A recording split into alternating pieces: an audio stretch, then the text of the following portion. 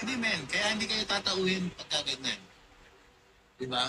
Pinotolerate nyo lang na na magiging ganyan yung life mo. Paano kung gusto lang makisama ng tao? Na hindi siya makapagsalita, gusto niya.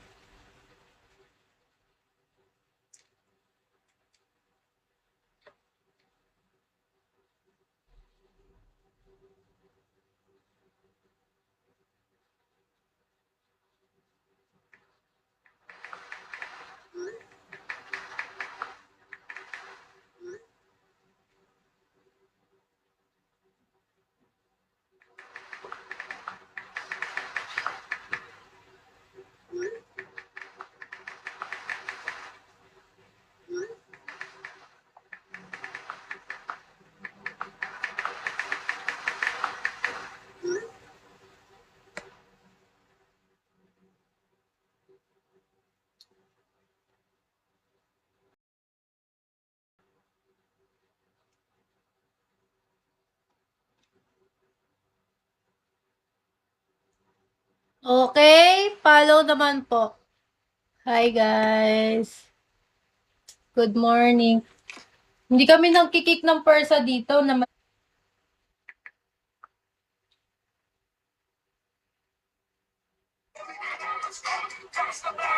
Sino ba yung mga putang inang yun?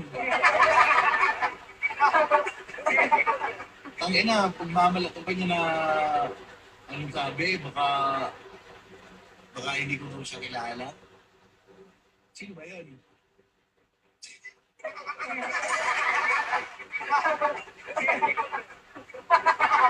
Hindi ko nga spender yun. Oh, hindi mo naman pala spender eh. Hindi mo kilala. Ngayon, hindi mo kilala. Yung ina, tropa mo.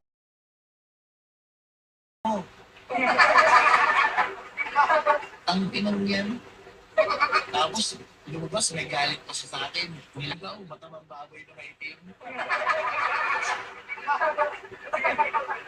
Yung tropa mo, yung number one. Isa pa rin yung number one. Nakikisama. Kasi, pare-pareha sila may perang pwedeng mata ng tao. Wait yung boss. Kaya lang yan, hindi ako nagpapakaglan to para bagsakan mo. Tama lang tayo, men. Big boss kayo. Dapat kinokontrol niyo yung live. Pwede kayo man-trip. Kaso hindi natutuwa yung pinagtitripan niyo eh. Ang ilang yan, kita ko, hindi ka makapagsalita talagang